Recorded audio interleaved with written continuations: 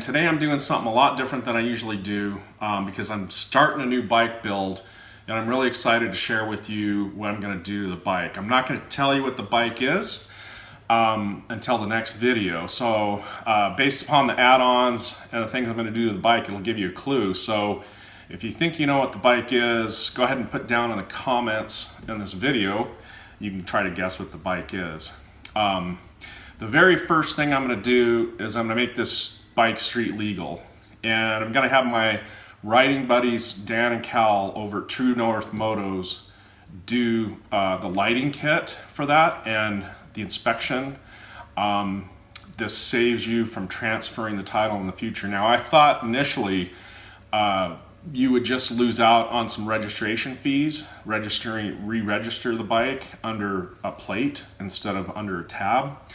But that's not the case. You have to destroy the title and get a new title if you street legalize it later. So I'm going to do it right away. Another thing is the dealer is going to put on the aftermarket sprocket that I got and one other protective item that I'll show you soon. Okay, like I said, the first thing I'm going to do with my bike is get it street legalized at True North Motos. And I wanted to say a little more about that company because they specialize in dual sporting dirt bikes and setting up high performance works bikes.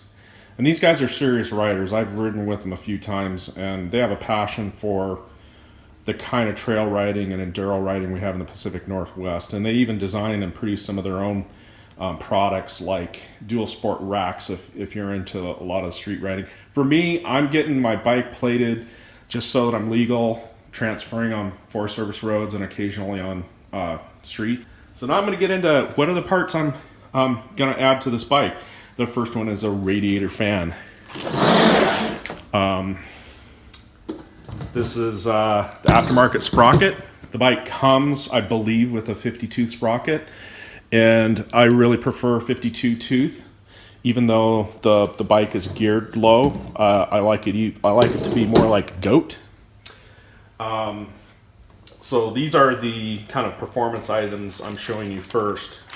Then I'm going to respring the bike. So important. So I got a boinker that's for my weight, and I also have fork springs coming that I don't have here yet. They're coming tomorrow. But you'll see them in the video because I'm going to show other people have already done this video, but I got the two tools for doing the fork springs on this bike. Are pretty darn cool because you don't have to remove the fork tubes. You basically can just remove the cartridge from the top without losing any of the oil. You just pull the springs out, put the new springs in with these two tools. And so next there's a tugger strap from Highline Recreation. So the reason I got this one, I think I can clip it on the front without removing the fork tubes. I'm going to find out later. It's a small item. I love these grips. They're already open-ended because I'm going to put wraparound bar protectors on. I call them oversized rally grips. And they're a little bit fatter and they have a curvature to them that is just really great feel for me. The next protective item is a front disc rotor. And I decided to go with this Polysport. It also comes with bottom fork protectors. So this is like a real tough plastic. I never had a front disc protector on my Yamaha. Never bent it, but the Yamaha came with a rear rotor protector. This bike doesn't, and I don't have that yet, but I'll be getting that. It is by TM Design Works, and it comes with the caliper guard as well. Then the next thing is bulletproof designs. Now I'm probably going to start giving away what the bike is, you guys that know out there. This is a tab protector for the chain guide on the swing arm. Kind of notorious that if your chain guide takes a hard hit, you may break the tabs on your swing arm. So definitely doing that. Here's another kind of big giveaway. I forgot to mention, I got this stuff all came from Jeff Slavin's Racing or Rocky Mountain. This is an exhaust flange guard that goes on the header of the cylinder, basically called a cylinder saver. There's a couple of these out there. This one's from Jeff Slavin's Racing, and I like this because it looks a little beefier and it has these cooling holes on the top. So my dealer agreed to put that on along with the sprocket. The bike at the dealer is still in the crate, so it makes it easier for them to go ahead and put that that cylinder saver and the sprocket on while parts of the bike aren't together yet. The next item is I plan on keeping the stock exhaust, but I'm going to cover up the name here. This is by EnduroEngineering. It's a spark arrestor. So I got this just so that legal spark arrestor in our forests. Do a lot of single track riding. The next item is the skid plate. The bike does not come with a skid plate, which is okay because guys like to select different ones. But I got this one from AXP Racing, and it is super stout, thick. It feels like, I know a little bit about plastics. I think this is like a Delrin type plastic, but what's great about plastic versus the aluminum is it slides over the rocks a lot easier. It doesn't get hung up. And this is also protection for the linkage in the rear, which my Yamaha never had. I just rebuilt the linkage bearings on that bike before I sold it, and they were dirty, but the thing held up to a lot of hits. It's pretty impressive. Next is more of these extras and consumables. The bike drains oil off the side of the case, and you can get this little tube which makes it really clean. It's going to be even cleaner than if the drain plug was on the bottom, because you lean the bike over, you take the drain plug out, you put this in, and then you can tilt it right into the pan and get your oil. Nothing goes on the ground if you do it clean. And then one of my buddies really turned me on. It's smart. Have a couple of extra air filters because it's a real pain to clean air filters, and you get all the chemicals out, whatnot. You might as well do 3 at once, and then you've got 3 clean ones for a bunch of rides during the summer. There's also something I've never tried yet, is a filter skin. So this would be great if you're doing a long weekend or multi-day riding where you're not going to clean your filters, but you're maybe in a dusty environment. These skins go right over your filter, and then you just peel them off and get like a layer of dirt off there. And then lastly for today is, you probably guessed, I got a 2-stroke bike coming because I got that cylinder saver.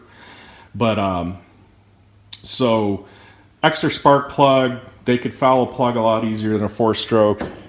My Yamaha 4-stroke is amazing. I went 4 years on the stock plug, never touched it, but it's such a small part to put in your pack.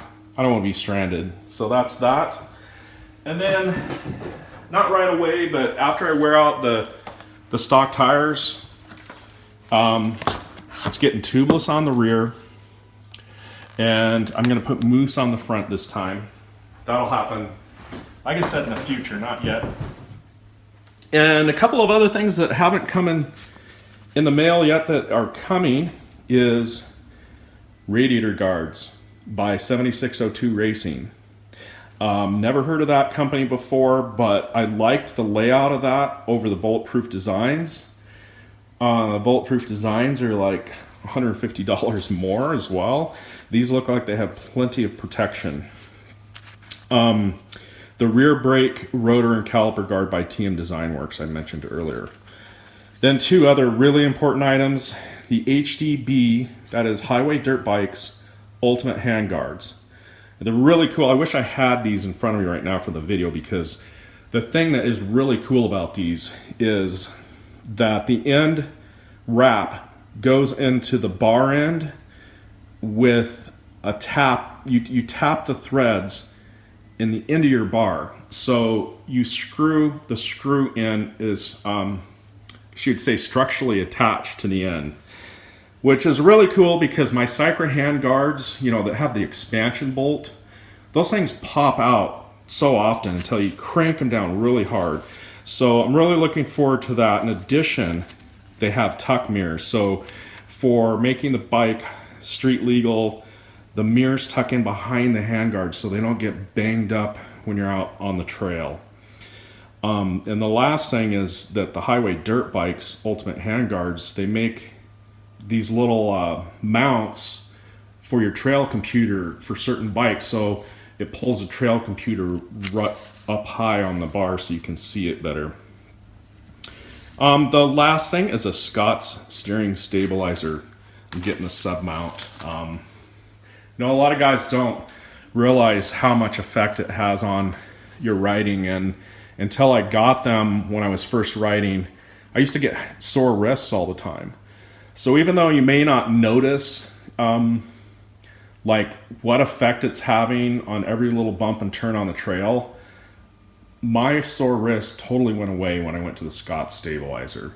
And then you can adjust it a little less tension when you're in single track versus when you're in, you know, more fast flowy trails. It's an incredible thing.